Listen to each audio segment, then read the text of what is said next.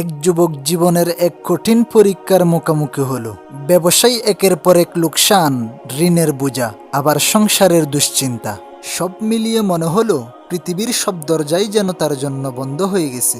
যারা একদিন পাশে থাকার কথা বলেছিল তারাও ধীরে ধীরে দূরে সরে গেল। চারিদিকে শুধু হতাশা আর বুক ভরা দীর্ঘশ্বাস।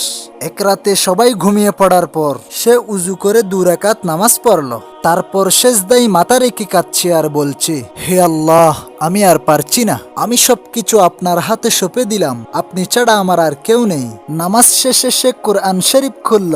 তখনই তার চোখ পড়ল এই মহান আয়াতে, বিসমিল্লাহির রহমানির রহিম, ওয়ামান ইয়াতাওয়াক্কাল আলাল্লাহি ফাহুয়া হাসবুহ। আর যে আল্লাহর উপর তাওয়াক্কুল করে তিনিই তার জন্য যথেষ্ট। আয়াতটি পড়ার সঙ্গে সঙ্গে তার দুচোখ দিয়ে অশ্রু ঝরতে লাগলো। তার বুঝতে আর বাকি রইল না যে মানুষ তাকে ছেড়ে যেতে পারে, কিন্তু আল্লাহ সুবহানাহু ওয়া তাআলা কখনো তার বান্দাকে ছেড়ে দেন না। সেই দিন থেকে সে অভিযোগ নয়, দোয়া বাড়িয়ে দিল। হতাশা নয়, তাওয়াক্কুলকে আঁকড়ে ধরলো। কয়েকদিন পর তার জীবনের কঠিন সময়গুলো কেটে যেতে শুরু করলো। আল্লাহ সুবহানাহু ওয়া তাআলা এমন ভাবে রিজিকের ব্যবস্থা করে দিলেন যা সে কখনো কল্পনাও করেনি। তখন সে বুঝতে পারলো যে আমার রব্বে কারীমের ফয়সালা দেরি হতে পারে, কিন্তু তা কখনো ভুল হয় না।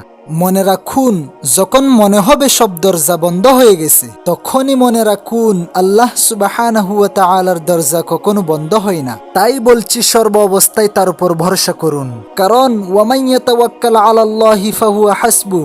যে আল্লাহর উপর তাওয়াক্কুল করে, আল্লাহই তার জন্য যথেষ্ট।